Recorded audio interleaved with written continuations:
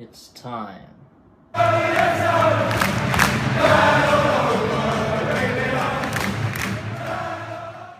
Alright, yes guys, so this is going to be episode 5 of Transfer Weekly.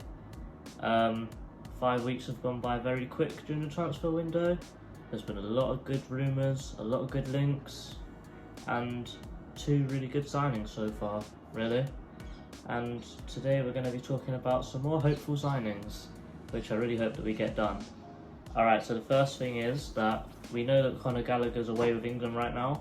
He should be back pretty soon, and he's done a medical with us. However, it looks like we've gone quiet, but it looks like Sheffield United are now leading the race for him, even though he's had a medical with us.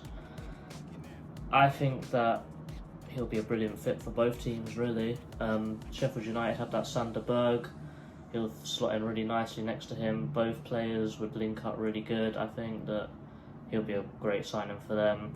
And for us, I think that instead of being a starter straight away, I feel like for him or us, he'll sort of be I wouldn't say a rotational, but I'd say the long-term successor of James McArthur.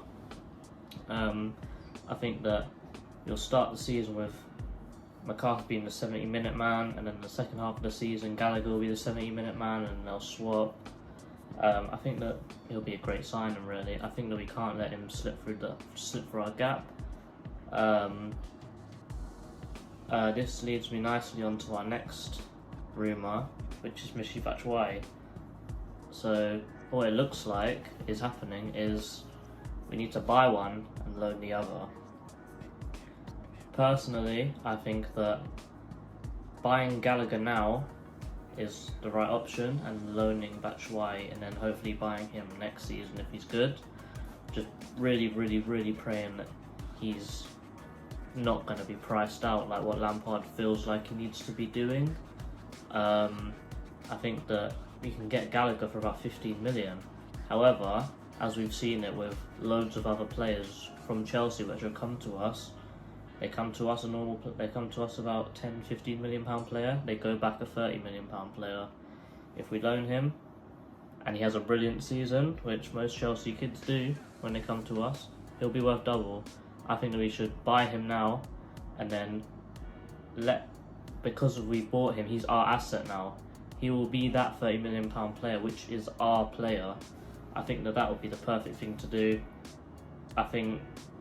I get that we need to have a permanent striker, but scoring goals and just having a striker in the club, even though it's only for a year, just having a striker in the club which will score about 15 goals a year, I think that is, for that one season, I think that is perfect, really. That's exactly what we need.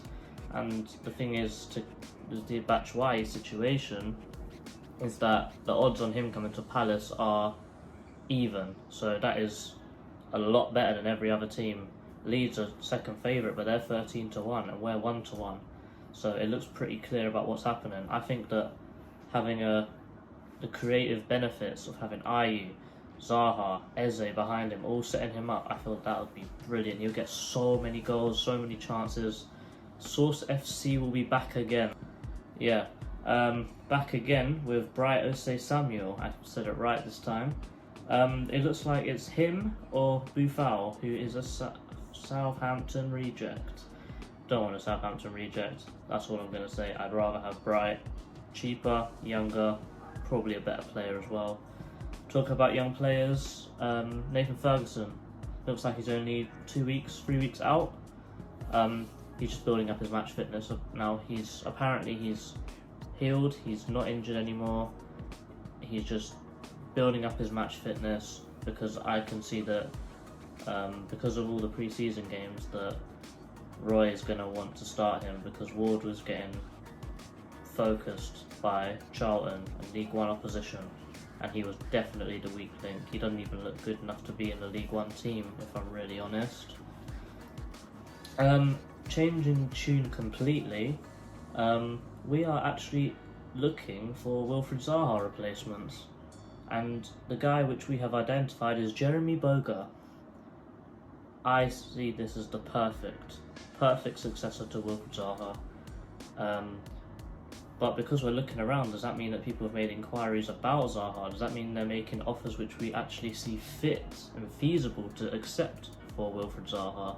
I'm not sure, but I don't see us as being a very precautionary club going out and doing this. I see us as a very reactive club, and we're doing this because of something else which has happened. I think Boga's a brilliant player. In the Italian league last year, he played 34 games and got 11 goals. I think there was something like 7 assists in there as well. He looks like the perfect player. He looks strong, skillful, creative and fast as well. Looks like he's suited for the Premier League. He's not too young, but he's young enough for the league. I think he's, let me check, 23 years old. Young player again. Definitely a premium price on him of £30 million.